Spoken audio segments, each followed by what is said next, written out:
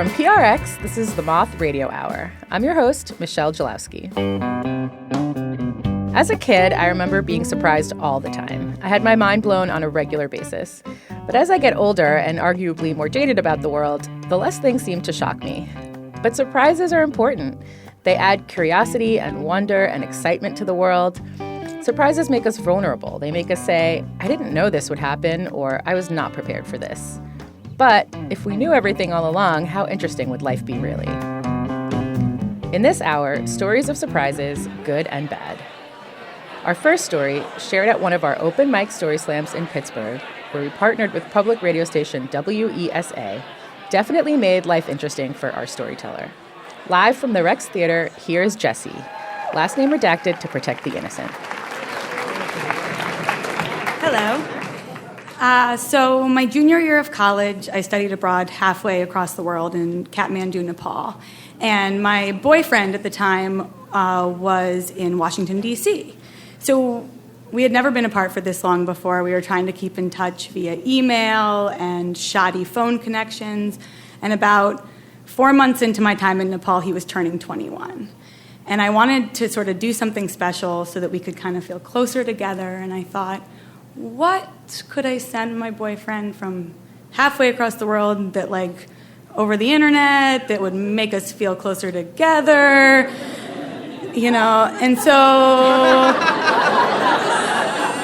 my Nepali roommate, who had probably never held hands with a boy before, we lived in like a 5x10 room together, went out of town about 2 weeks before his birthday. I very handily used the self-timer on my camera to take some choice photos, and I put them in a hidden folder on my computer. Now, for those of you who don't regularly use hidden folders, this is a mechanism whereby you can have an invisible folder on your computer, so when you don't want people to see it, they can't. It's very clever.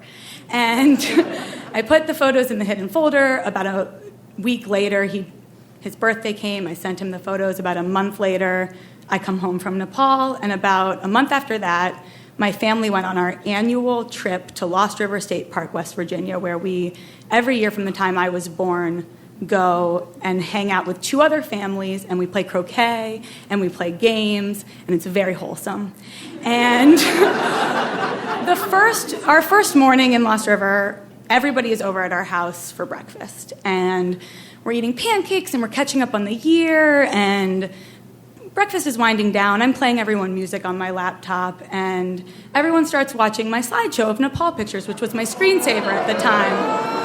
And I am washing the dishes, and I'm like, honestly, I'm feeling kind of smug. I'm like, here's Mount Everest, and whatever. And all of a sudden, the room just goes silent, and a woman goes, "Oh my God, Jessie."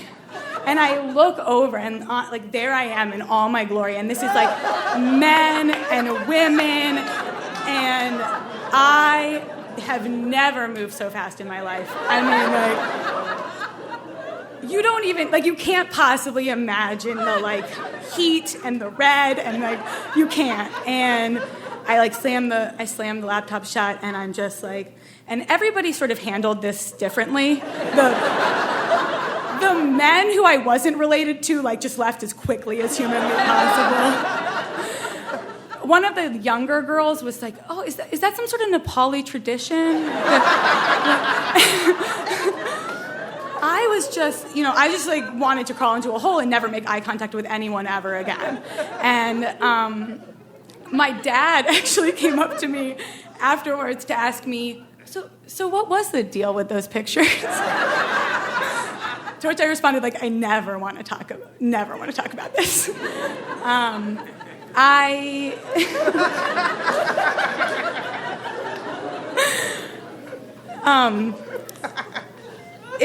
So there was a really, really long time where I never told anyone this story. Like, I was just so embarrassed that I just couldn't imagine telling anyone. And I still go back to Lost River State Park every year, and I still have this horrible fear that somebody's going to think enough time has passed. It's like, remember that time we saw Jessie naked?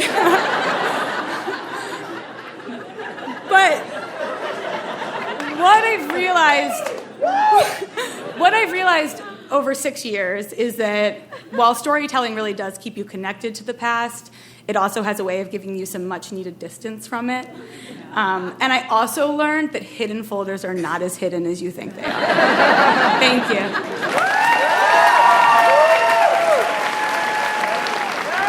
When I asked Jessie how she feels about this experience these days, she said she's able to see this as a funny story now, but she still sometimes flashes back to the moment and physically cringes.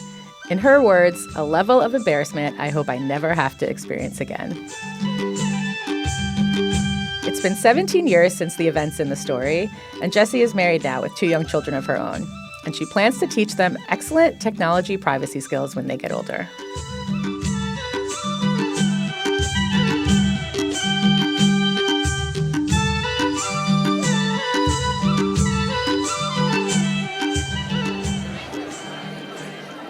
Next up, a phone call brings a shocking discovery. This story comes from Kat Powell-Hoffman, who shared it at a main stage we produced in Portland, Oregon, where we partnered with Portland Literary Arts. Here's Kat.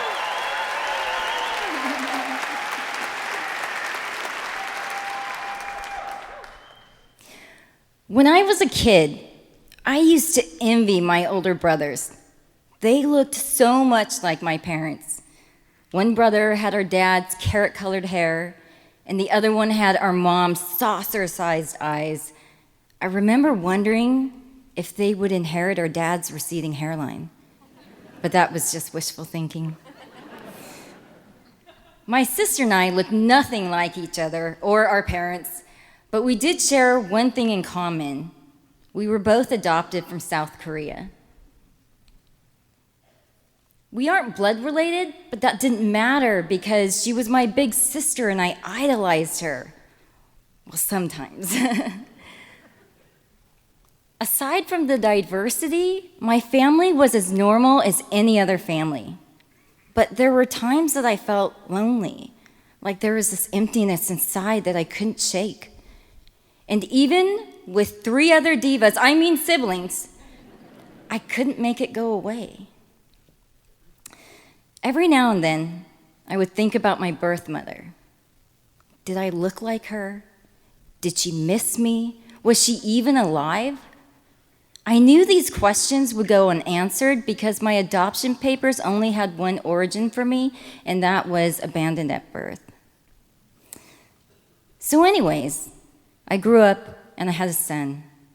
I had no idea I could fall in love with someone so instantly, so fiercely. But what surprised me was his hands, his nose, his eyes. He looked like me. This was such a foreign thing for me, but it also felt so natural. I had someone I could look at and see myself, but so could he.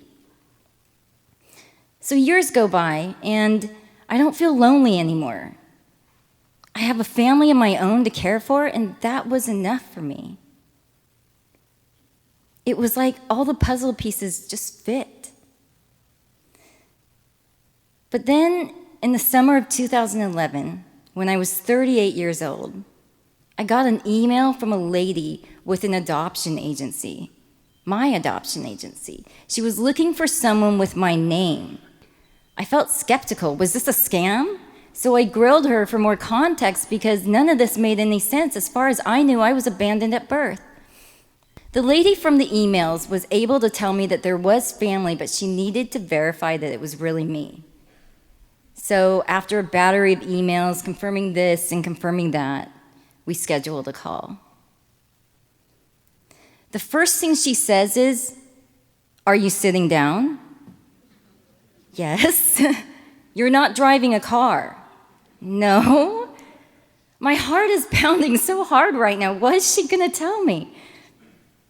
She continues, "Well, good. I'm happy to tell you that you have family from South Korea. They've been searching for you for years. Your mother is alive and well.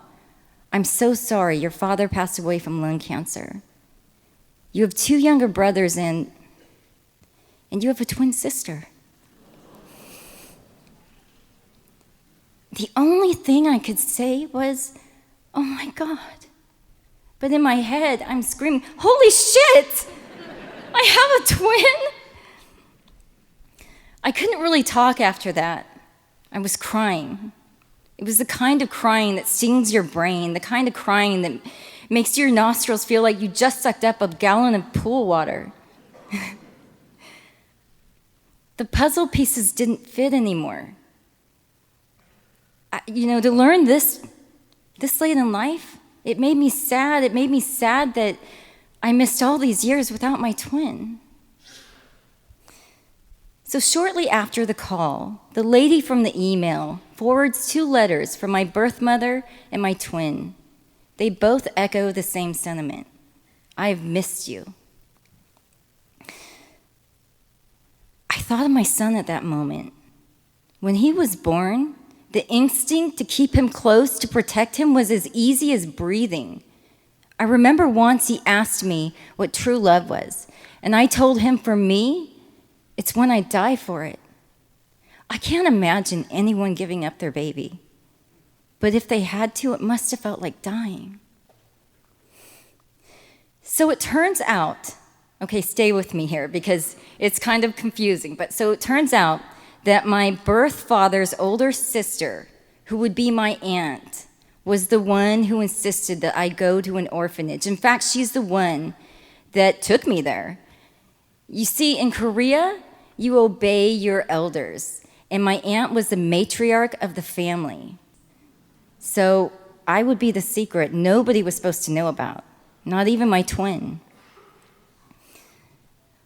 A reunion was arranged 2 months later at the corporate headquarters in Tulsa, Oklahoma. My birth mother and her second husband were coming, along with my twin and her family. My parents couldn't make it, so I took myself, my son, and 2 of my closest friends. On the day of the reunion, we drive to the adoption agency. The lady from the emails is waiting, and so is my Korean family, but they're tucked away in a conference room. It felt like I was on some kind of game show where nobody is allowed to see each other until the big reveal. The lady from the emails ushers my 2 friends into the conference room first, and then she tells me and my son to wait a few minutes before we enter. I turn a brass handle, and I open a conference room door. At first, it's so quiet in there. And then I heard gasps. Suddenly, 2 women are running towards me, arms outstretched with tears in their eyes, and the only thing I can do is put my hand over my heart as if to anchor it. As soon as I saw my twin, I gravitated towards her.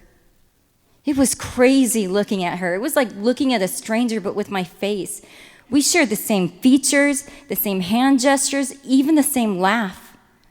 She was a spitting image of me, well, with less makeup. And even though we just met, she felt like home. She felt familiar. The first words my birth mother said to me were "미안해," which means I'm sorry in Korean. And then she says "사랑해," which means I love you in Korean. After that, she turns to my twin and tells her that she loves her too. We spent a few hours in that conference room. There was a translator in there to help us communicate because my twin, she could speak a little English, but not a lot, and my birth mother knew none. I would learn to call my birth mother Oma and my birth father Appa. I also learned my twin's first name, Jinhee. I think this reunion was healing for my family, my Korean family. Like it gave them a sense of closure. But especially for Jinhee. You see, when Oma turned to my twin and told her that she loved her, that was the first time Jinhee had ever heard those words. Because my birth mother, Oma, didn't feel right telling one twin that she loved her without telling the other one. And that broke my heart because I already felt protective of my twin, Jinhee. And here's the thing that I've learned about family. My family here taught me that you don't need blood to feel connected. And my family in Korea taught me just how much culture and resilience is in my blood. I have visited South Korea 3 times. On one of those visits, I spent the day with my twin. It was late afternoon, and we're sitting next to each other on the rooftop of our high-rise apartment building. Nothing is said at first. We just sit there, watching a lavender and gold sky wilt into the ground. It was almost as if it was grieving for all those yesterdays. Then my twin turns to me and whispers, "I wish we could have grown up together." And it was at that moment that I imagined us in another reality. We're sitting on the rooftop, watching the sunset, but this time we're little girls. And I think about that because really when you think about it, we still have so much time to grow up together. Thank you.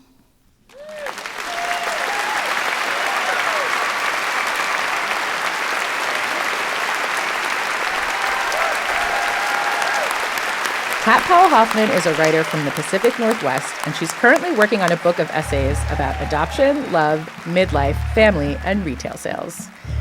We asked Kat if she had learned any more about why she was placed for adoption. She said she heard a rumor that it was a cultural superstition in the 70s that twins were bad luck, but she hopes she'll learn more details in time. Kat said her favorite memories of her biological family are with her birth mother. She wrote, "The first time we shared a meal together, she hand-fed me. The first time I showered in her home, she combed my wet hair afterward and then ran a blow dryer over it. She was recreating moments she never got to have with me before." To see a picture of Kat with her mom and twin sister, visit themoth.org, where you can also download the story or pitch one of your own.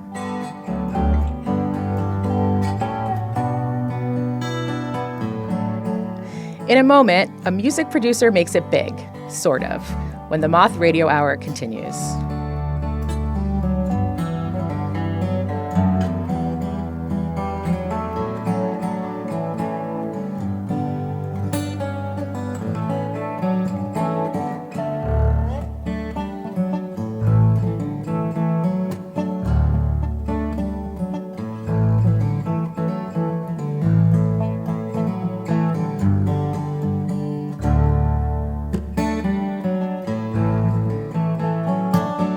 The Moth Radio Hour is produced by Atlantic Public Media in Woods Hole, Massachusetts, and presented by PRX.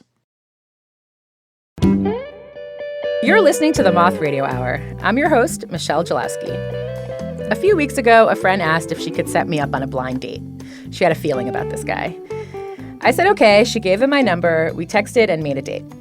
She had asked if I wanted his full name so I could Google him or if I wanted a picture, and I said no. Because I figured, why not go all in? As a veteran of the online dating world and the IRL dating world before that, I haven't gone into a date not knowing what someone will look like, maybe ever. And it's fun. The anticipation of a small surprise, it's kind of the best part of a surprise. A little bit of drama without any of the stakes. I'm meeting him next Friday. Wish me luck. Not all surprises allow you time for anticipation, though. Like in the case of our next storyteller, Paul Chin. He told this story at a main stage in Canada where we partner with the Toronto International Festival of Authors. Here's Paul. So I've been making music my whole life. I'm a music producer and DJ. So a few years ago, I was really kind of unmoored professionally. I was, kind of just over this cycle of making and releasing music into what felt like a void. But at the same time, I was still working a day job as a software designer that I had really come to resent. And so I knew I needed to make a change. My thinking was this.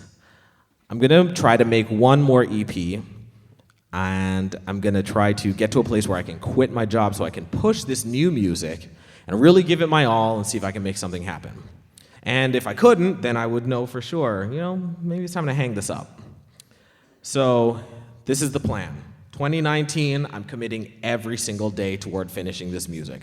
I'm coming home from my job, and I'm sitting down at the computer, and I'm scrolling through thousands of snare drum samples because invariably, the one that I picked last time is always wrong. And I'm tracking all of my friends' schedules like I'm their manager, because I need to know when who is available to come over and record next. And it's the middle of the night, and I'm on the dining room floor with a fog machine, a projector, and a camera on a tripod, because I'm shooting the album art, right? I titled this EP Full Spectrum.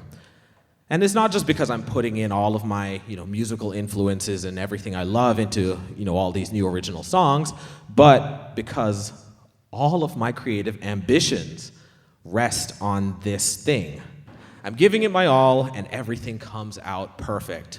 Incredible music, you should listen to it, and it's ready to go. Full Spectrum, coming to all music marketplaces and streaming services, March 20th, 2020. So you probably remember where you were in March 2020, right? Here's where I was. I'm in my living room, and I'm rehearsing because I have a performance the next day to follow an interview with George Stroumboulopoulos. And then I get the text, and it's, hey, looks like this lockdown thing is really gonna happen. So George needs to reschedule so he can take care of some stuff. And then the rest of the texts come. And then my release show is canceled. And before I know it, I'm just spending all my time and money rewiring my house to be some kind of DIY broadcast studio, except nobody can figure out how to log into Twitch or Zoom for these live stream concerts. And it doesn't even matter anyway, because who's checking for hot new music right now? It's a pandemic going on, and none of us know anything, and we just want to know when we can go outside again. And then 2 weeks turns into 4 weeks, 4 weeks turns into 3 months, 3 months stretches on into infinity. So one night, I'm just lying in bed, doom scrolling as you do, and there's this tweet that's all up in my timeline. I'm seeing it a lot. A lot of people are confused or angry or whatever, and it is a link to an op-ed at a very big music website, and it's titled, BTS and their fan army are rendering the pop charts useless. Now, I'm not connected to K-pop in any way, shape, or form, but I'm very curious as to what this could possibly mean. So I click through to read it, and the crux of the argument is simply this. Korean boy band and pop sensation BTS, they have a new single out. It's titled Butter. It's #1 on the charts, which is not proof that it's the most popular song, only proof that the BTS fans, affectionately known as BTS Army, have bought the most copies. Now, a normal person might think those are the same thing. The editor who wrote this article, on the other hand, is making the argument that no, it's not the same thing, because you see what's happening is BTS Army, there's a conspiracy going on, and they're talking to each other, and they're conspiring to manipulate these charts, and it's not even really that popular, and I don't believe it. So, I have never listened to a BTS song. I've not heard the song. But what I have done is just come off a 600-day bender where I've just been doing everything in my power to try and get anybody to press play on my music.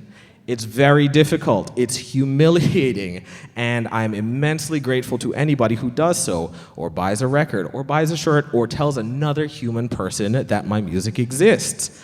And so, to have this guy, an authority in music discourse, log on to say with his whole chest that people who do this are in some way a threat to the sanctity of a glorified spreadsheet, I'm ready to fight. So I tweeted him, and I don't even expect him to respond, because why would he? But he responds immediately. And I'm like, okay, let's go. What do you got? Explain yourself. And he's just kind of talking in circles. He doesn't really have any real better arguments or any insight into this. He's just kind of doing that thing internet guys do where he's like, just trust me, bro, I'm an expert. And I'm like, okay, but it doesn't sound like you are, because why are you talking about this and we're not talking about the actual ways a lot of Western artists manipulate charts and have been doing so for decades, right? Why are we not talking about payola, or merch bundles, or forcibly downloading U2 albums onto everyone's phones? And he's got nothing. And so he just stops responding, and I tweet a little bit more about this, but it's already been a half hour. It's after midnight, so I'm going to bed.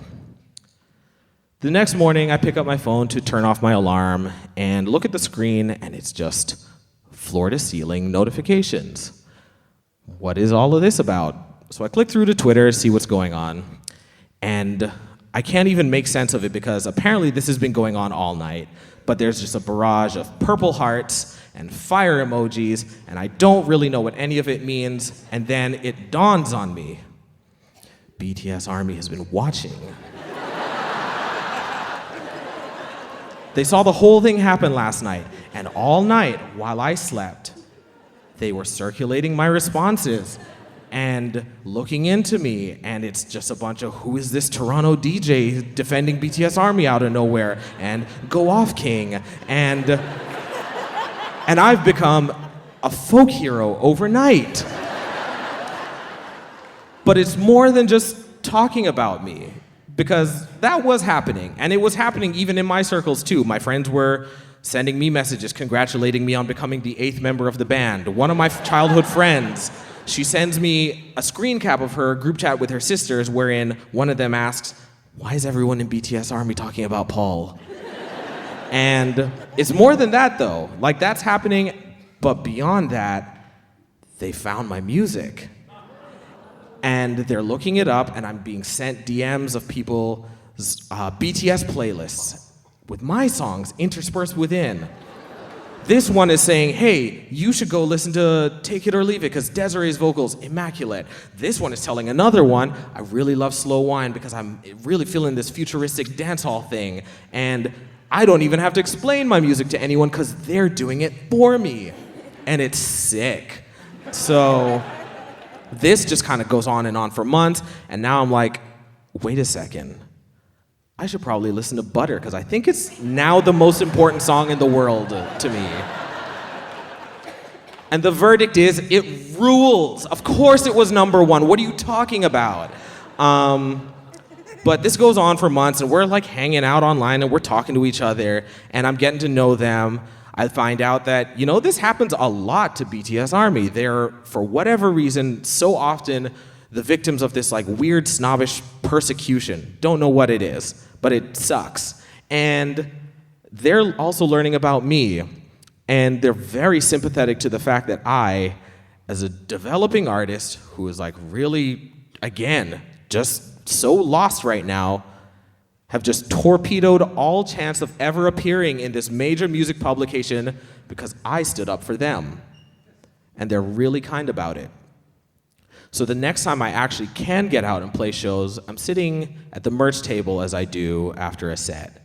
And this woman comes up to me and introduces herself.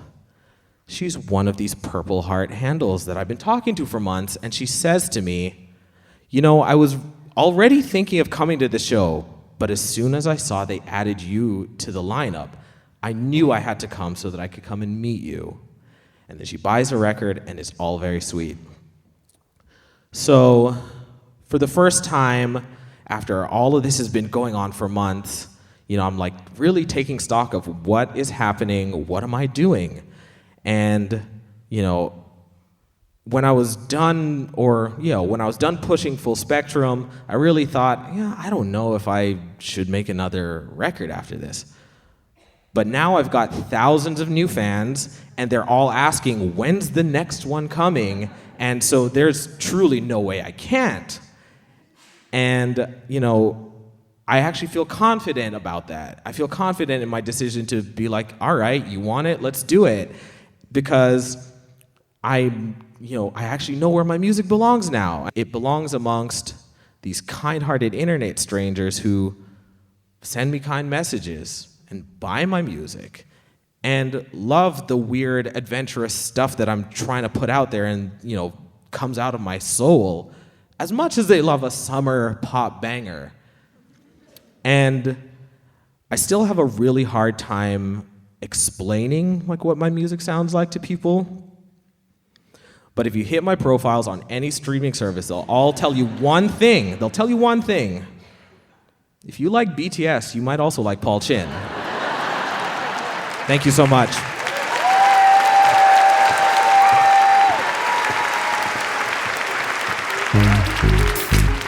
That was Paul Chin. Paul makes electronic music that runs the gamut in its influences, and he has an insatiable appetite for records that come with good stories.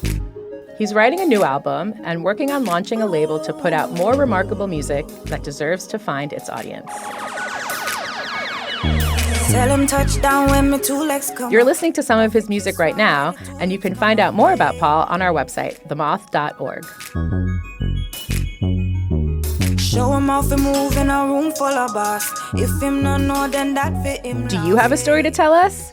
You can pitch us your story by recording it right on our site or call 877-799-MOTH. That's 877-799-6684. The best pitches are developed for Moth shows all around the world. You need to make do.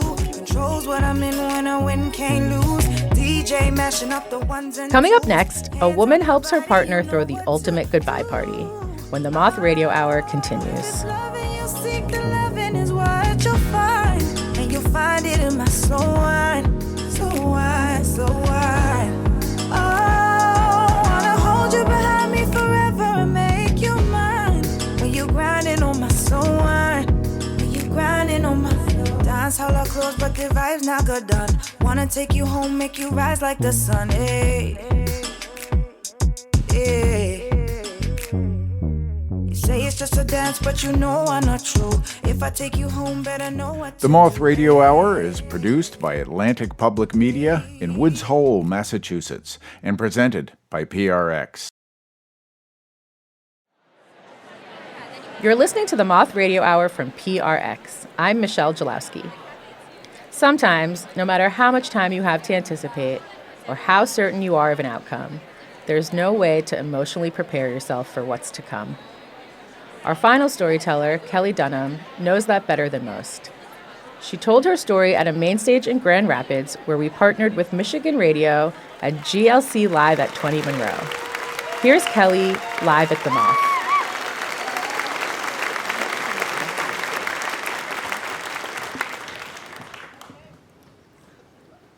I met Heather McAllister when she was performing burlesque and I was performing comedy at the Newark Airport Ramada Inn.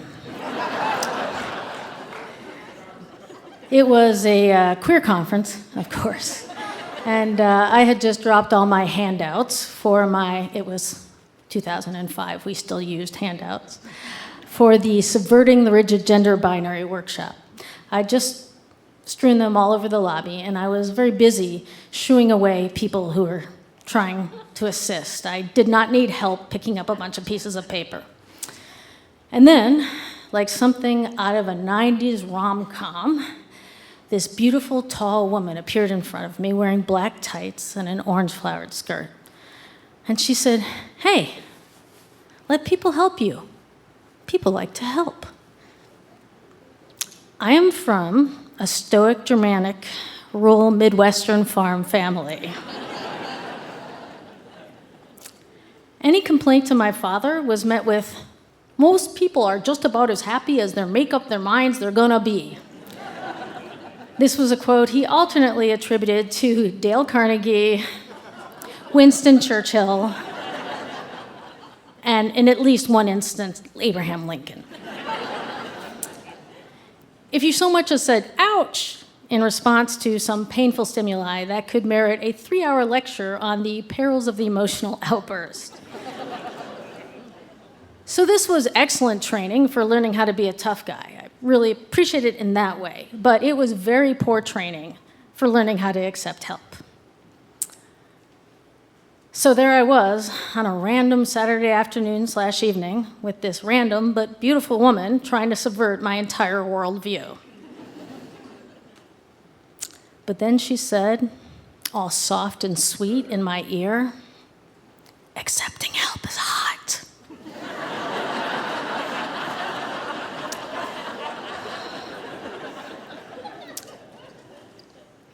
5 hours and much sexy time later, Heather kicked me out of her hotel room because she said she needed her beauty sleep. I thought I had such great game. I was like, well, I was just wondering if burlesque queens wake up with glittery lips.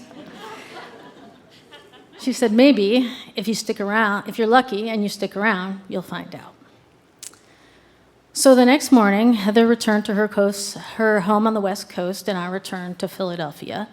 And we did stick around as much as you can when you live 3,000 miles apart, and we built a relationship with visits and phone calls and so much AOL Instant Messenger. And no real particular sense of urgency. Now, our first full weekend together, Heather had told me that she had a history of cancer. But the way she talked about it seemed like, just that, ancient history. 4 months into our relationship, the ovarian cancer that had been in remission returned. And she got sick, bit by bit, and then all at once. And we were still having late-night phone conversations, but now it was about chemo and side effects and what makes life worth living and worth fighting for. And Heather had great support where she was, but it became clear if we were going to live together, it should be sooner because there might not be a later. I was working as a nurse at the time, and so I gave notice at my job and packed up for a move to the West Coast. This was not a hard decision. If somebody you love is dying and they have logistical needs that can be met by somebody with your skill set and heart set and mindset, what other choice is there? Heather and I moved in together into a converted Hare Krishna temple. Partly converted Hare Krishna temple. The Hare Krishnas had left.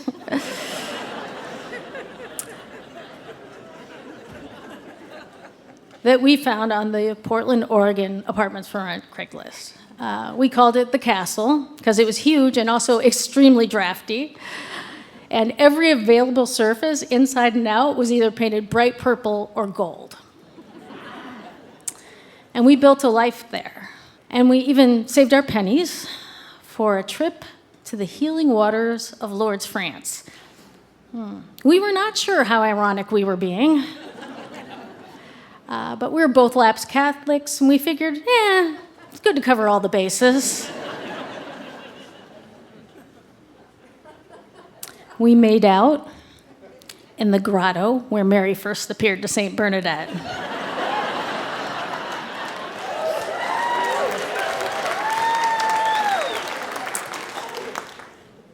By the end of that year, the cancer which for a little bit, the chemo stopped working, and the cancer which for a little bit had been in the background, it became the focus again. And Heather, she was so sick and she couldn't eat, and we spent so many nights up all night in pain crises that even our attentive and skillful hospice nurses couldn't resolve. One day in early January, I was at the grocery store and I called Heather and asked if I could bring her anything. She said, yeah, how about a 1/4 pound of the will to live? I took a deep breath and I said, oh, honey, I'm at Trader Joe's and you know how they are.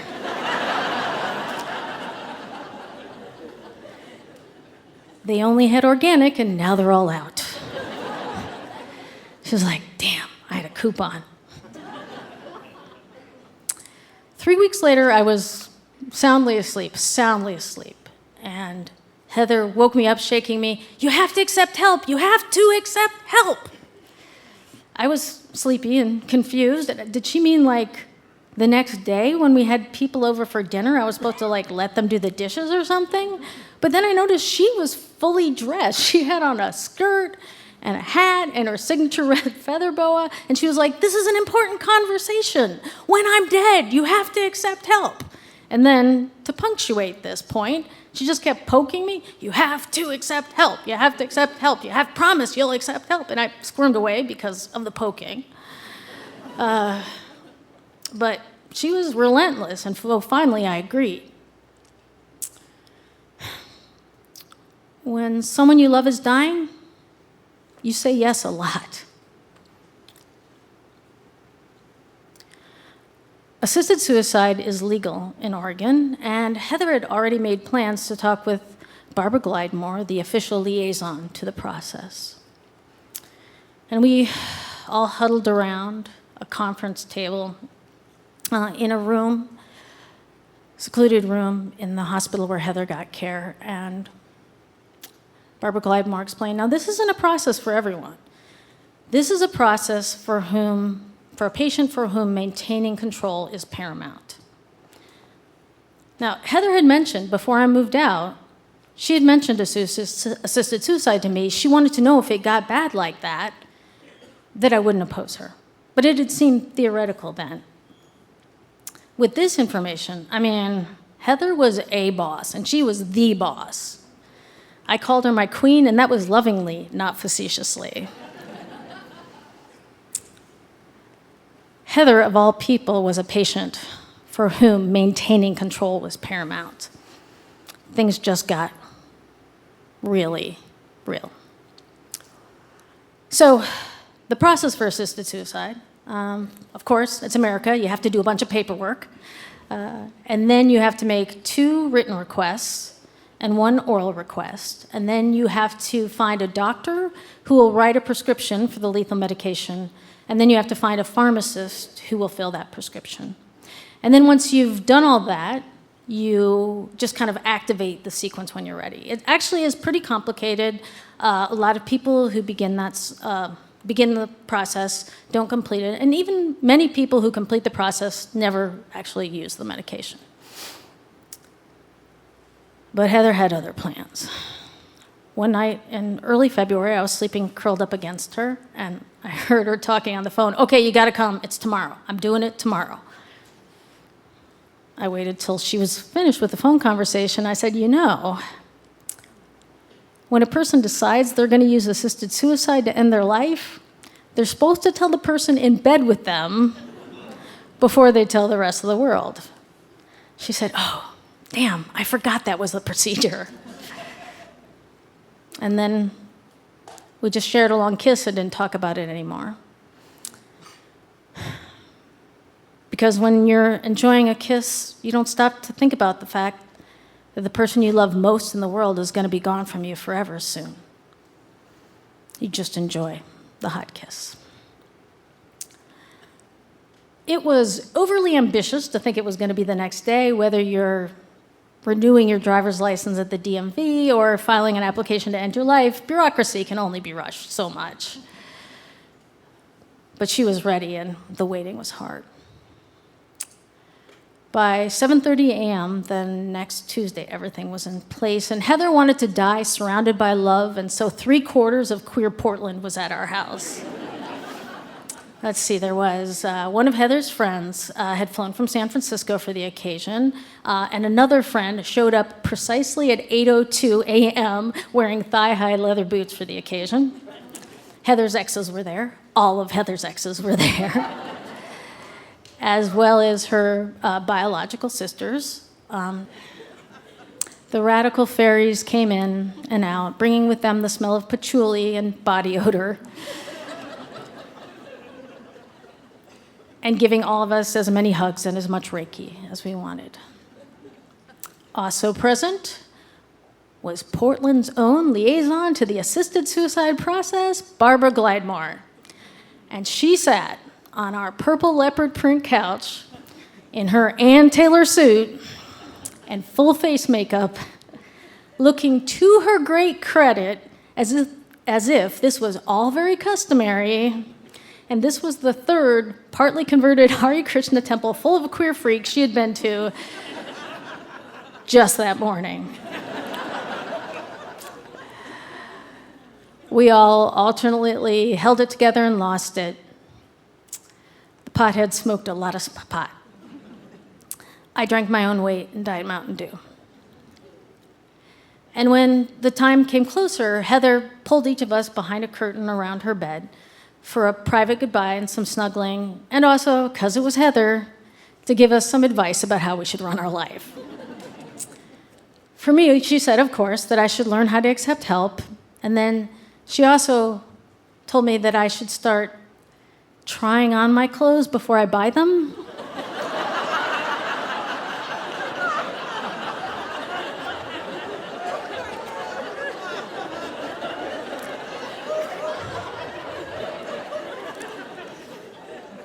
Something about them fitting better that way. At Heather's request, I drew up the IV anti-nausea medication that she would need to keep down the lethal dose of oral medication. As I was doing that, I started to sing the Snoopy song. We associated it with happier times, but my voice was shaking. She said, you know you're doing that for you, right? You know I'm okay? Heather's friend Keena had bravely offered to mix up the lethal combination. As I handed the spoon to Keena, I was like, oh my God, this has to work or she is definitely gonna kill us. So Keena and I went behind the curtain. Keena handed the bowl of pudding and medication to Heather. She ate it, and she died. It was terrible. And even though every moment of her death had been planned, I was still surprised. I was surprised by how gone she felt and how alone I felt. I sat beside her and cried a little bit by myself. And then I heard out beyond the curtain, I heard our friends talking and crying. And I thought about what I had promised Heather. And I thought about how she lived her life. And so I took my pillow, my Snoopy pillow, and slid it underneath her head. And I kissed her softly on the cheek. And I said, let people help you, Kelli. People like to help. And I walked out beyond the curtain into a big, huge queer hug, into the arms of people who loved me and, yeah, very much wanted to help. Thank you.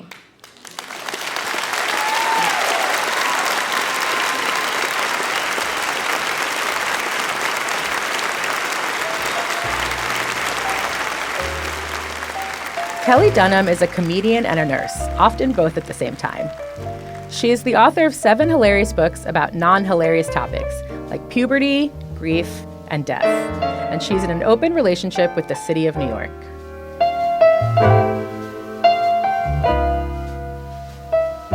I asked Kelli if she's still in touch with the people who were there with her and Heather that day. She wrote, "Everywhere I go, I run into people who knew and loved Heather. I always say that Heather's love troopers, that's what she called her extended care group, were my lasting inheritance." These days, a lot of the work Kelli does is teaching people in the helping professions about learning to accept assistance and support, and she has a live show called Second Helping about this very thing. To find out more about Kelli and her work, and to see a picture of Heather and her signature feather boa, visit themoth.org.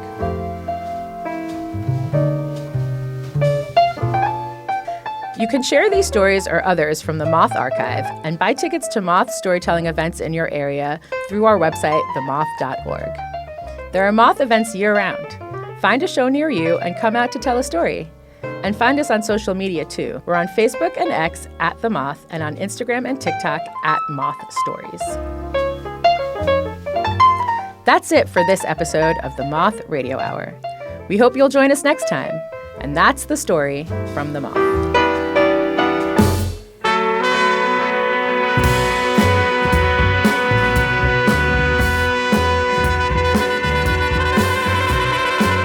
This episode of the Moth Radio Hour was produced by me, Jay Allison, and Michelle Jalowski, who hosted and directed the stories in the show, along with Chloe Salmon. Co-producer is Vicki Merrick, associate producer Emily Couch. The rest of the Moth's leadership team includes Sarah Haberman, Christina Norman, Sarah Austin-Jeunesse, Jennifer Hickson, Meg Bowles, Kate Tellers, Marina Kluche, Leanne Gully, Suzanne Rust, Brandon Grant, Sarah Jane Johnson, and Aldi Kaza. Most stories are true as remembered and affirmed by the Storytellers. Our theme music is by The Drift. Other music in this hour from Guthrie Trapp, Tirta Gunderba, Jerry Douglas, Russ Barenberg, and Edgar Meyer, Paul Chin, and Vince Guaraldi. We receive funding from the National Endowment for the Arts. The Moth Radio Hour is produced by Atlantic Public Media in Woods Hole, Massachusetts, and presented by PRX. For more about our podcast, for information on pitching us your own story, which we always hope you'll do, and everything else, go to our website, themoth.org.